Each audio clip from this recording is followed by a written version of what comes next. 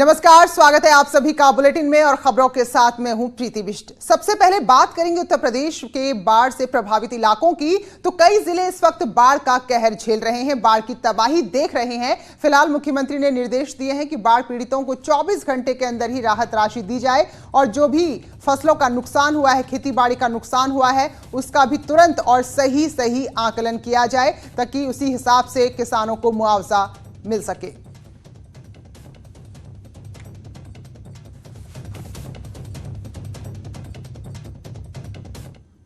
तो लगातार बाढ़ से हालात खराब होते जा रहे हैं, नदियां उफान पर हैं। सीतापुर, गोंडा, पीलीभीत और गोरखपुर में लोगों की जिंदगी में मुश्किलें लगातार बढ़ती जा रही हैं। इस रिपोर्ट में देखिए बाढ़ से कैसे यूपी हाहाकार कर रहा है। पानी पानी सीतापुर,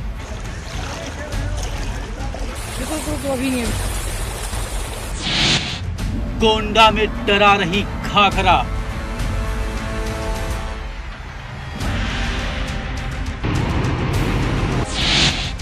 शारदा के उफान से सहमे पीलीभीत के लोग,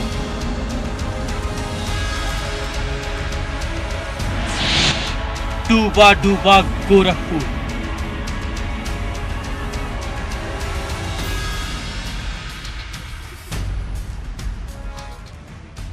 ये तस्वीरें सीतापुर की हैं। देखिए कैसे घाघरा नदी का पानी लोगों के लिए मुसीबत बना हुआ है। सीतापुर के रामपुर ब्लॉक के दर्जनों गांव बाढ़ के पानी में डूबे हुए हैं। यहां लोगों की झोपड़ियां पानी में डूब गई हैं। वहीं इस मुश्किल घड़ी में लोगों की मदद की जरूरत है, लेकिन फिलहाल मदद नहीं मिल पा रही। बाढ़ आ गए, कोई सहायता नहीं मिल रही है। हम तो गवर्नमेंट से नहीं, ना तहसील से, ना ब्लॉक से नहीं, और भूखन मर रहे हैं हम तो। ले तो अब घर में यहाँ का खा ली, खाना पानी नहीं, व्यवस्था कोनो नहीं है। तो पानी जा रहे हैं हम घर में, बस यहाँ कहाँ है। सीतापुर के बाद आपको दिखाते हैं गोंडा की तस्वीरें। गोंडा में भी घाघरा उफान पर है, जिससे कर्नलगंज और तरबतगंज तहसील के कई गांवों में बाढ़ का खतरा बना हुआ है। अब पीलीभीत में उफनाई घाघरा को देखिए, मानो सब कुछ अपने में समा लेने को बेताब है। नदी के इस रौद्र रूप को देखकर पीलीभीत में लोग सहमे हुए हैं। वहीं कुछ जगहों पर नदी तेजी से कटान कर रही।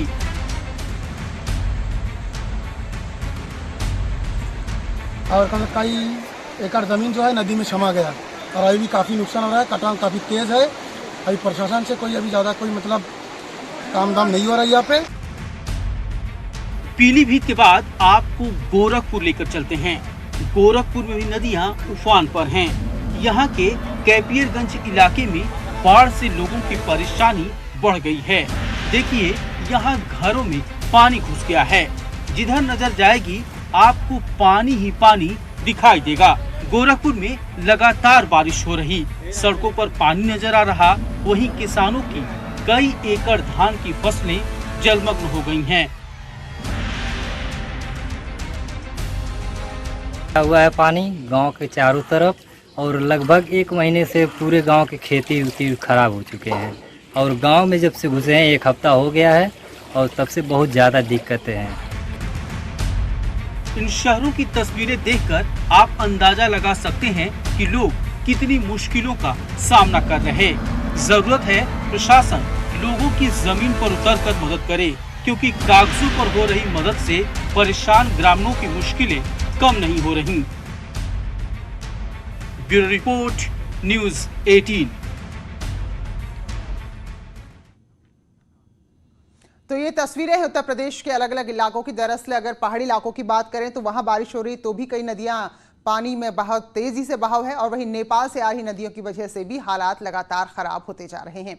संभल में तेज बारिश मौत बनकर आई। यहां धनारी थाना के गांव बाजपुर में बरसात की वजह से छत की दीवार ढह गई और इसके नीचे 9 लोग दब गए, जिसमें एक लड़की की मलबे में दबने से मौत होगी, जबकि बाकी लोग गंभीर रूप से घायल हुए हैं। तो आवास नहीं मिलने की वजह से ये लोग मिट्टी का मकान बनाकर रह रहे थे और बारिश को ये कच्चा मकान झेल नहीं पाया, ढह गया, जिसमें एक की जान चली गई, जबकि कई लोग गंभीर रूप से घायल हुए। धान देती ना आती ना, ज्यादा तो बहुत आते ना धान। अच्छा, क्यों? क्या पता कौन नहीं आता है। ग्राम प्रधान का नाम क्या है? अजयपाल। अजयपाल सिंह। हाँ। मामला जो है साहब एकदम से जो सगरी एकदम से टूट के गिर गई। अच्छा, कितने लोग सो रहे थे इसके नीचे? में सो रहे 9 आदमी।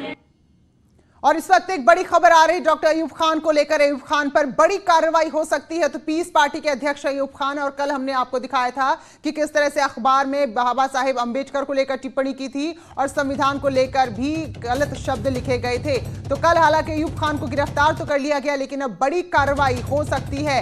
और मायावती ने भी अयूब खान के बयान की निंदा की है। तो बाबा साहेब को और नेहरू को पक्षपाती बताया था, जातिवादी बताया था, और वही संविधान को लेकर भी टिप्पणी की थी। हालांकि कल सफाई में कहा कि उसका कुछ और मतलब निकाला गया, लेकिन उर्दू में छपे इस लेख में साफ साफ समझ आ रहा है कि क्या कुछ लिखा गया है। तो ऐसे में अब अयूब खान की मुश्किलें बढ़ सकती हैं। तो पीस पार्टी के अध्यक्ष अयूब खान, जिन्होंने संविधान को लेकर, बाबा साहेब को लेकर और भी इसके अलावा नेहरू को लेकर जो विवादित टिप्पणी की थी, तो ये उर्दू का जो अखबार था वो आप देख रहे हैं दूसरी तस्वीर में। तो इसी में लिखा गया है, अपशब्द लिखे गए हैं, गलत बातें लिखी गई हैं, विवादित बातें लिखी गई हैं। तो जिसके बाद गिरफ्तारी तो हो गई है, लेकिन अब मुश्किलें और भी ज्यादा बढ़ सकती हैं। मायावती ने भी अयूब खान के इस हरकत की निंदा की है।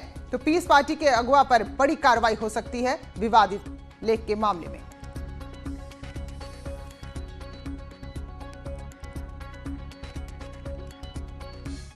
वहीं मायावती ने अयूब खान के इस लेख पर, इस टिप्पणी पर ट्वीट करके कड़ी निंदा की है और लिखा है कि दलित मुस्लिम एकता का राग अलापने वाले पीस पार्टी के मुखिया डॉक्टर अयूब द्वारा उर्दू अखबार के विज्ञापन में बाबा साहेब डॉक्टर भीमराव अंबेडकर के बारे में जो बात कही गई है वो अति शर्मनाक, दुर्भाग्यपूर्ण और अति निंदनीय है, जिसके लिए इनको माफी मांगनी चाहिए। तो ये ट्वीट है मायावती का, जो अयूब खान की इस हरकत से नाराज हैं।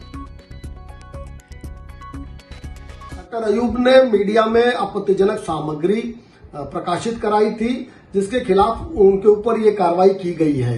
उत्तर प्रदेश के मुख्यमंत्री का स्पष्ट निर्देश है और संदेश है कि कोई कितना भी रसूखदार हो, अगर वो कानून व्यवस्था को खराब करने की कोशिश करेगा, कानून को हाथ में लेने की कोशिश करेगा, तो उसके ऊपर कड़ी कार्रवाई सुनिश्चित की जाएगी। देखिए, भारत जो है भारतीय संविधान पर चलेगा। भारतीय जनता पार्टी की हिमायत करने वाले, उनके सपोर्ट करने वाले किसी पार्टी हो, चाहे वो पीस पार्टी हो, उनके इशारे पर नहीं चलेगा। ये देश संविधान प्रदत्त नियमों से, कानूनों से चलता है। जिस तरीके की भी हरकत ये भारतीय जनता पार्टी के पीछे से समर्थन करने वाले दल कर रहे हैं, ये समाज को तोड़ने का काम कर रहे हैं। इनके खिलाफ सख्त से सख्त कानूनी कार्रवाई होनी चाहिए। डॉक्टर अयूब का यह बयान अनावश्यक, अतिरंजित और आपत्तिजनक है। जिस तरीके से वो पर्चे छपवा कर बंटवा रहे हैं, एक विखंडनकारी तत्वों को ही इससे ताकत मिलेगी।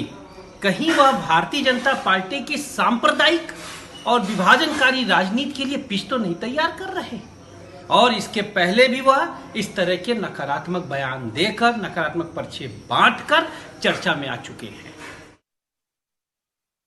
11 के एफ ब्लॉक में कल शाम एक मकान धराशाही हो गया था, जिसके बाद लोगों में डर का माहौल है। लोगों का कहना है कि मकान पहले ही जर्जर स्थिति में था, उसके बावजूद उसके ऊपर निर्माण कराया जा रहा था, और वजह ये हुई कि मकान बैठ गया, भरभरा के गिर गया और 5 लोग जो उसमें मौजूद थे वो दब गए।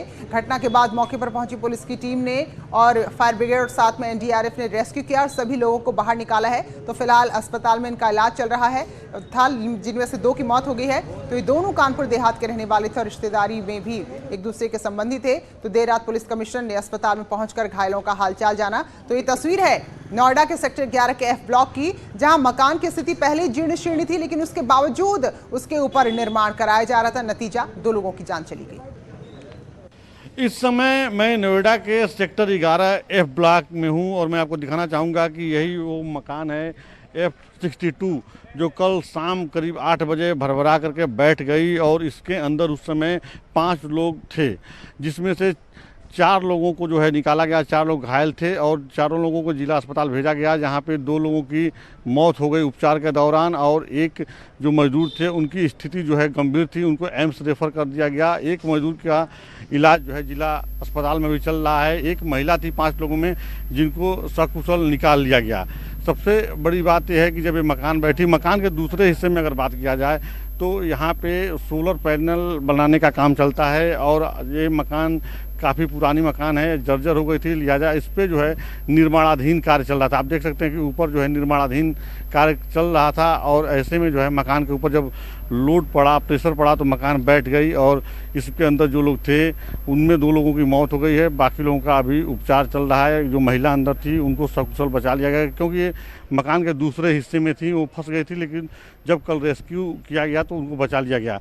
जैसे ही सूचना मिली तो पुलिस की टीम, फायर ब्रिगेड की टीम और एनडीआरएफ की टीम यहाँ पे पहुंची और लगातार जो है रेस्क्यू ऑपरेशन जारी रहा। लगभग 2 घंटे रेस्क्यू करने के बाद सभी लोगों को सकुशल बचा लिया गया, लेकिन जिसमें 4 लोग जो थे उसमें 2 लोगों की मौत हो गई। यह एक दुखद घटना रही। सबसे बड़ा सवाल अथॉरिटी के ऊपर, नोएडा अथॉरिटी के ऊपर उठ रहा है कि आखिर यह जब मकान जो इस स्थिति में है इसके ऊपर निर्माणाधीन कार्य कैसे चल रहा था, क्या अथॉरिटी से परमिशन लिया गया था या अथॉरिटी को इस बात की जानकारी थी कि नहीं थी, तमाम तरह के सवाल उठ रहे हैं। देखा जाए तो मौके पर कल रात जो है यहाँ पे पुलिस कमिश्नर, जिला अधिकारी के साथ साथ तमाम प्रशासनिक अधिकारी पहुँचे हुए थे और सभी ने यही कहा कि यह पूरा जो है एक जाँच का विषय है। लेकिन देखा जाए तो जो मकान ये जो गिरा हुआ है यह तमाम सवालिया निशान खड़ा करता है नोएडा प्राधिकरण के ऊपर कि इस तरह के कंस्ट्रक्शन आखिर कैसे हो रहे हैं, किसके आदेश से हो रहे हैं, अगर अवैध रूप से हो रहे हैं तो इनको रोका क्यों नहीं जा रहा है। कैमरा पर्सन दीपक बिष्ट के साथ राजीव तिवारी, न्यूज़ 18 नोएडा। उधर मेरठ के थाना कंकरखेड़ा क्षेत्र के नंगला ताशी में मामूली विवाद में 2 समुदाय आपस में भिड़ गए और जमकर पथराव हुआ और करीब 3 लोग गंभीर रूप से घायल हुए हैं, जिन्हें अस्पताल में भर्ती करा दिया गया है। फिलहाल इलाके में भारी संख्या में पुलिस बल तैनात है। घटना की सूचना मिलते ही पुलिस भी मौके पर पहुंची और लोगों को यहां से तितर बितर किया। इसके बाद घायलों को अस्पताल में भर्ती करा दिया गया।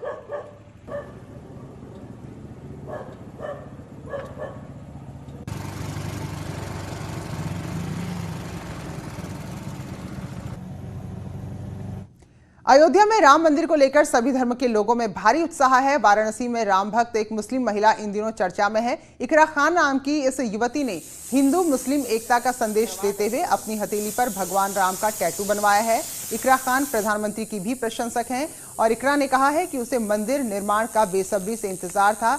और वहीं टैटू बनाने वाले दुकानदार ने कहा है कि 5 अगस्त तक राम नाम के टैटू वो मुफ्त में बनाएंगे।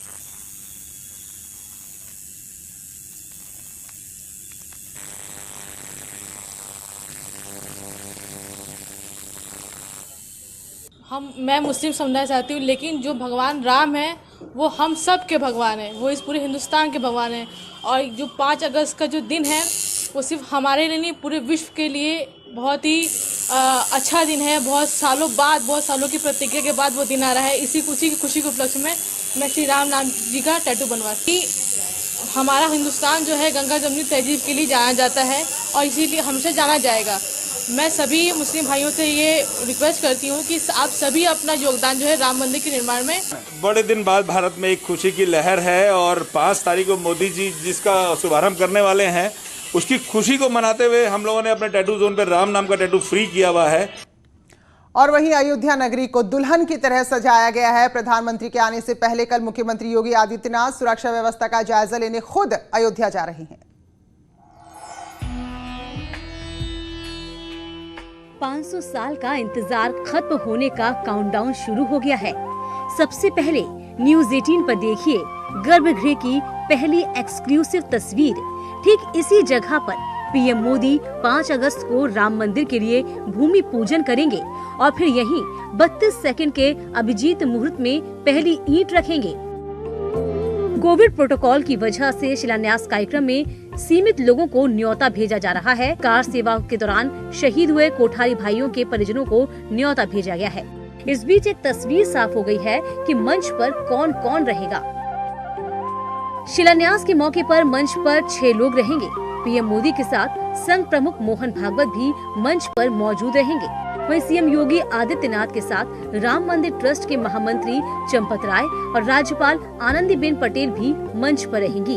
इनके साथ ट्रस्ट के अध्यक्ष महंत नृत्य गोपाल दास भी पीएम के साथ मंच पर रहेंगे। पीएम मोदी के दौरे से पहले सीएम योगी 2 अगस्त को सुरक्षा व्यवस्था का जायजा लेने अयोध्या जाएंगे। आतंकी हमले के इनपुट मिलने के बाद से ही अयोध्या छावनी में बदल चुकी है। वहीं 5 अगस्त को पीएम मोदी अयोध्या में करीब 2.5 घंटे रहेंगे। पीएम मोदी सुबह 11:40 पर साकेत महाविद्यालय पहुंचेंगे। फिर सबसे पहले वो हनुमानगढ़ी के दर्शन करेंगे और फिर शुभ मुहूर्त 12:40 पे रामलला की आधारशिला रखेंगे और दोपहर 2:10 पे अयोध्या से दिल्ली के लिए रवाना हो जाएंगे। अयोध्या के लोगों में भी इस ऐतिहासिक पल के लिए जबरदस्त उत्साह देखा जा रहा है, क्योंकि सदियों पुराने विवाद पर विराम जो लगने जा रहा है। अयोध्या से केबी शुक्ला और निमिष गोस्वामी के साथ अमित शुक्ला, न्यूज़ 18।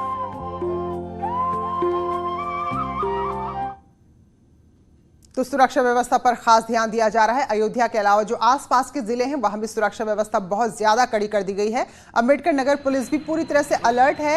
अयोध्या जिले की सीमा पर बैरियर लगाकर 24 घंटे हर आने जाने वाले वाहनों की तलाशी ली जा रही है।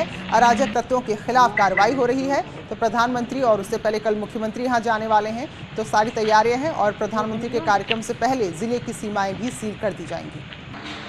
उनके पालन में हम लोगों ने अयोध्या को जाने वाले जो हमारे 3 बॉर्डर्स वहाँ पे लगातार 8 घंटे की शिफ्ट में 24 घंटे की चेकिंग चलाई जा रही है और बहुत सब चेकिंग चलाई है ताकि कोई आगे तक तो वहाँ मतलब इधर से उधर जा सके ना उधर से इधर आ सके। इसके अलावा जनपद में जितने भी होटल, लॉजेज, रहने की जगह हैं, सराय आदि हैं, उनकी सूचीबद्ध करा करके उनका बहुत डिटेल्ड उनमें जाँच कराई जा रही है। जो 15 से बाद के जो व्यक्ति हैं उनकी भी उनका एंटीसीडेंट्स चेक किया जा रहा है, उनके रजिस्टर्स चेक किए जा रहे हैं। तो पूरी तरीके से तैयारियां हैं। सुरक्षा व्यवस्था की बात करें, साज सज्जा की बात करें, सब कुछ चाक चौबंद किया जा रहा है। इन सब के बीच भोग लगाने के लिए 1,11,000 लड्डू भी बनाए जा रहे हैं और इनको स्टील के डब्बों में पैक करके जो मेहमान यहाँ पर आएंगे उनको भी दिया जाएगा। तो लड्डुओं को बनाने में पूरी तरह से साफ सफाई का ध्यान रखा जा रहा है और 1,11,000 लड्डू हैं। तो हर किसी में उत्साह है। राम मंदिर का जब निर्माण शुरू होने जा रहा है, ऐसे में 1987 से 1990 के बीच फैजाबाद के जिलाधिकारी रहे राम शरण श्रीवास्तव भी काफी खुश हैं। कानपुर में रहने वाले राम शरण श्रीवास्तव ने कहा कि 500 साल बाद राम मंदिर निर्माण का सपना पूरा हो रहा है। उन्होंने फैजाबाद में अपनी तैनाती के वक्त को भी याद किया।